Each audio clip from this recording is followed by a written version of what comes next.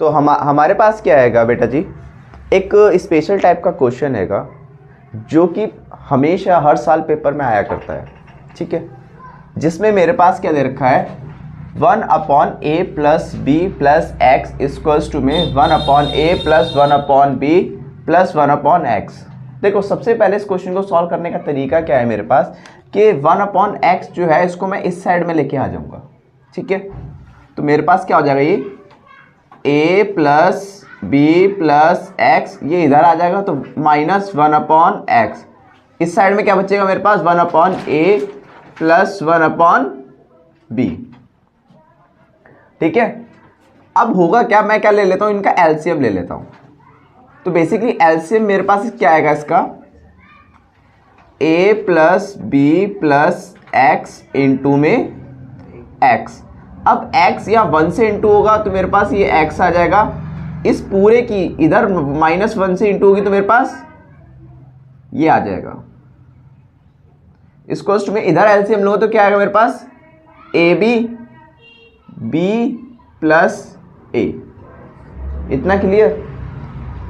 Now अगर मैं इस माइनस के निशान को अंदर की तरफ लेके जाऊंगा तो मेरे पास क्या आएगा, ये x minus a minus B और माइनस का x अपॉन में a plus B plus X into में x इक्वल्स टू में, इसको मैं ऐसे भी तो लिख सकता हूँ a प्लस बी अपॉन में ए बी, ठीक है। देखो यहाँ पे x से x एलिमिनेट हो जाएगा, बचेगा क्या यहाँ पर मेरे पास बचेगा, इसमें माइनस कॉमन ले लेता हूँ, मेरे पास बचेगा a प्लस बी अपॉन, अब इसकी इंटू भी करा ही देता हूँ मैं, ठीक है। तो इंटू कराने के बाद मेरे पास क्या मिलेगा यहाँ पर ax plus B X plus X square equals to में a प्लस बी अपॉन में ए बी। अब देखो ये वाला हिस्सा जो है एज इट इज इक्वल है मेरे इस वाले हिस्से के, तो इन दोनों को मैं क्या कर सकता हूँ, काट सकता हूँ। तो मेरे पास क्या बचेगा -1/ax plus B X plus X square equals to में 1/ab। अब मैं इनकी क्रॉस मल्टीप्लाई करा देता हूँ। तो क्रॉस मल्टीप्लाई कराने के बाद मेरे पास क्या बचेगा, यहाँ पर हो जाएगा मेरे पास माइनस का ab इक्वल्स टू में ax plus bx plus X square, ठीक है। अब मैं क्या करता हूँ, ये जो ए बी है इसको भी मैं दूसरी साइड लेके आ जाता हूँ। तो मेरे पास क्या बचेगा यहाँ पर 0 ax plus B X plus X square plus A B. चलो अब मैं क्या करता हूँ, इसको इसकी क्वाड्रेटिक इक्वेशन के फॉर्म में लिख देता हूँ। तो क्वाड्रेटिक इक्वेशन के फॉर्म में लिखने के लिए मेरे पास सबसे पहले यहाँ पर क्या है एक्स स्क्वायर, ठीक है। उसके बाद मेरे पास ये दोनों होंगे मेरे पास, तो इसके अंदर मैं क्या करता हूँ x कॉमन ही ले लेता हूँ, इन दोनों में से x कॉमन ले लेता हूँ। तो मेरे पास क्या आ जाएगा a प्लस बी एक्स, ठीक है। और देखो ये a b जो है ये मेरा एक कांस्टेंट पार्ट है जिसके पास कोई भी वेरिएबल नहीं है, a b, ठीक है। यहाँ पर x वेरिएबल नहीं है इसके पास, ठीक, इक्वल्स टू में 0। तो अब मैं करता हूँ उसके लिए डिस्क्रिमिनेंट मेथड का इस्तेमाल करता हूँ। डिस्क्रिमिनेंट मेथड के लिए मेरे पास ये a क्या है, यहाँ पर एक्स स्क्वायर का कोफिशिएंट क्या है मेरे पास 1 है, b मेरे पास जो x का कोफिशिएंट है वो क्या दे रखा है यहाँ पर a प्लस बी, और जो कांस्टेंट पार्ट जिसको हम c से डिनोट करते हैं क्वाड्रेटिक इक्वेशन के अंदर, तो मेरे पास ये क्या दे रखा है a b दे रखा है।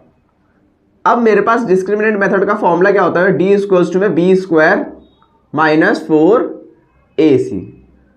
d इक्वल्स टू में b मेरे पास कितना दे रखा है यहाँ पर a प्लस बी का होल स्क्वायर माइनस 4, a की जगह मेरे पास क्या है 1 है और c की जगह मेरे पास क्या है ab है। तो d इक्वल्स टू में अब मेरे पास क्या दिख रहा है a प्लस बी का होल स्क्वायर दिख रहा है, इसको मैं ओपन कर देता हूँ। तो मेरे पास क्या आ जाएगा a square plus B square plus 2ab। यहाँ पे इसको सॉल्व करूँ तो कितना आएगा मेरे पास 4ab।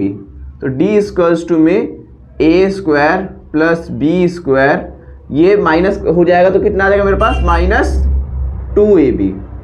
अब ध्यान दो, तो मेरे पास A square plus B square minus 2ab जो होता है वो किसका फॉर्मूला होता है? अगर मैं इसको फॉर्मूले में बाइंड करूं तो क्या होगा मेरे पास? a माइनस बी का होल स्क्वायर। तो ये मेरे पास d की वैल्यू आ गई अभी के लिए। फिर हम लोगों ने क्या पढ़ रखा है? For roots. रूट्स निकालने के लिए x इक्वल्स टू में क्या होता है हमारा? Minus B plus minus under root D upon में 2a। तो x इक्वल्स टू में माइनस बी, मेरे पास माइनस बी की जगह पे क्या रखा हुआ यहाँ पर? a प्लस बी, ठीक है, plus minus under root D. D की जगह पे मेरे पास क्या है? a माइनस बी का होल स्क्वायर अपॉन में 2। a की प्लेसमेंट पे क्या है मेरे पास? 1 है। तो x इक्वल्स टू में माइनस a माइनस बी, ठीक है, प्लस माइनस यहाँ पे क्या आ जाएगा मेरे पास? a माइनस बी अपॉन में 2। अब हम लोगों ने क्या पढ़ रखा है कि अगर ये प्लस माइनस होता है तो उसको हम दो फॉर्म में लिख सकते हैं। एक तो क्या हो जाएगा मेरे पास? प्लस की फॉर्म में लिख सकता हूँ उसको मैं, और एक लिख सकता हूं मैं इसको x इक्वल्स टू में माइनस की फॉर्म में। तो माइनस की फॉर्म में लिखने के लिए a minus A minus B minus, अब देखो यहाँ पे ध्यान रखना, जो ये माइनस में जब खुलेगा तो इसके साइन क्या कर देगा? वो चेंज कर देगा, ठीक है ना। तो यहाँ पे माइनस का a और प्लस का b हो जाएगा अपॉन में 2। इतना क्लियर?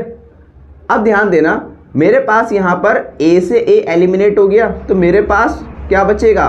माइनस का 2b अपॉन में 2। तो 2 से 2 कट जाएगा, तो x इक्वल्स टू में कितना आ जाएगा मेरे पास?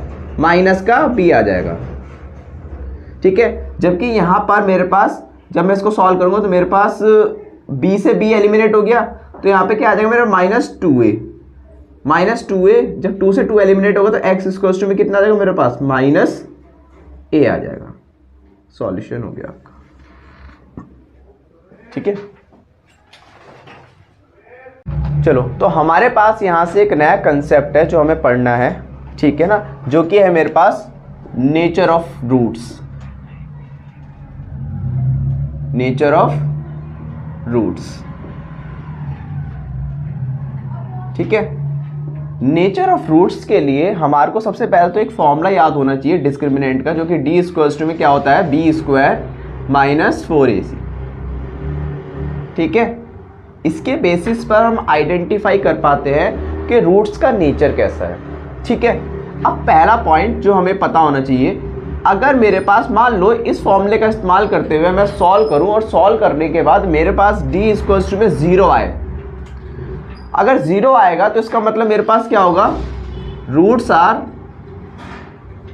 Are real and equal. मतलब यहां पर क्या होगा हमारे पास? जैसे कि हम जानते हैं क्वाड्रेटिक इक्वेशन में x की 2 वैल्यू आती हैं। ये जो x की जो 2 वैल्यू आती हैं, ये दोनों की दोनों वैल्यूज जो होंगी एग्जैक्ट सेम आएंगी। मान लो अगर मेरे पास एक रूट 2 आया है तो नेक्स्ट रूट भी क्या होगा? उसका 2 ही होगा, ठीक है ना। यहां पर d अगर 0 आएगा तो रूट्स हमेशा इक्वल आएंगे। फॉर एग्जाम्पल के लिए, अगर मैं एग्जाम्पल के लिए आपको बताऊं कि यहाँ पर जो रूट्स हैंगे, मैंने अगर एक का 2 माना है तो दूसरा भी मेरे पास जो होगा रूट वो 2 ही आएगा, ठीक है।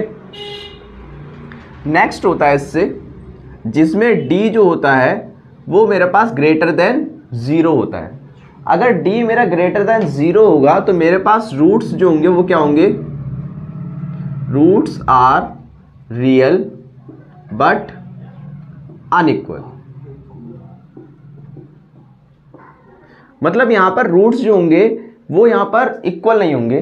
बेसिकली एग्जांपल के लिए अगर मैं एग्जांपल देके समझाऊं आप लोगों को, अगर मेरे पास एक x2 है, मतलब एक रूट जो है इसका वो 2 आ रहा है, तो डेफिनेटली इसका जो नेक्स्ट रूट होगा वो 2 नहीं आ सकता, 2 के अलावा कुछ भी आ सकता है वो, ठीक है ना। तीसरा कंसेप्ट होता है मेरे पास कि d जो है मेरे पास वो लेस देन 0। अगर d लेस देन 0 होगा तो मेरे पास नो रियल रूट्स,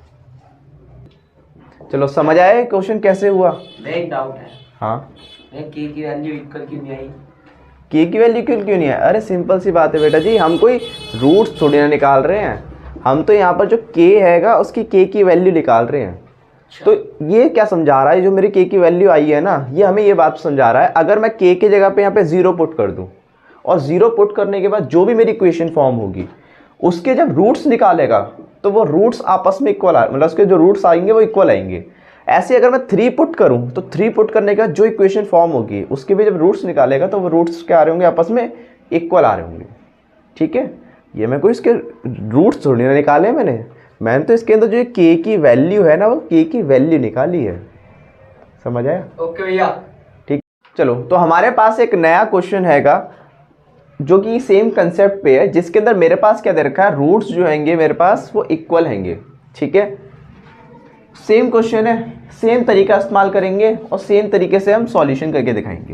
तो मेरे पास सबसे पहले क्या है, एक्स स्क्वायर का कोफिशिएंट ए कहलाता है, तो ए इक्वल्स टू में के स्क्वायर, बी इक्वल्स टू में मेरे पास क्या होता है, जो कोफिशिएंट ऑफ एक्स होता है जो कि मेरे पास -2k -1 हैगा यहाँ पर, और सी मेरे पास जो कि कांस्टेंट टर्म है जो कि मेरे पास यहाँ पर 4 हैगी। ठीक, फॉर्मूला हम जानते हैं, डी इक्वल्स टू में B square -4ac, roots equal है तो इक्वल्स टू में 0। अब b के जगह पे मेरे पास क्या है, -2k -1 का होल स्क्वायर -4, a के जगह पे मेरे पास क्या है, k स्क्वायर, और c की जगह पे मेरे पास क्या है 4 इक्वल्स टू में 0। अब इसको मैंने जैसे पहले क्वेश्चन में सॉल्व किया था वैसे सॉल्व कर देता हूँ। तो मेरे पास कितना आ जाएगा, ये इसका स्क्वायर होगा 4 और इसका जब स्क्वायर होल स्क्वायर खोलो तो कैसे खुलेगा, मेरे पास a का स्क्वायर b का स्क्वायर -4k, इसको सॉल्व करूँगा तो 4 4 जा कितना होता है, 16 होता है, तो 16k स्क्वायर इक्वल्स टू में 0। अब 4 की इस 4 से इंटू होगी तो कितना हो जाएगा, 16k स्क्वायर, इस 4 की जब +1 से होगी तो 4 और इसकी इससे होगी तो -16k स्क्वायर इक्वल्स टू में 0। ये जब आपस में एलिमिनेट हो जाएंगे तो मेरे पास क्या बचा, तो हमारे पास क्या है, अब ये एलिमिनेट हो गया है, एलिमिनेट होने के बाद मेरे पास बचा यहाँ पर 4 -16k इक्वल्स टू में 0। अब ये 4 जो है यहाँ पे प्लस में, तो दूसरी साइड में कैसे जाएगा, माइनस में जाएगा, इक्वल्स टू में -4।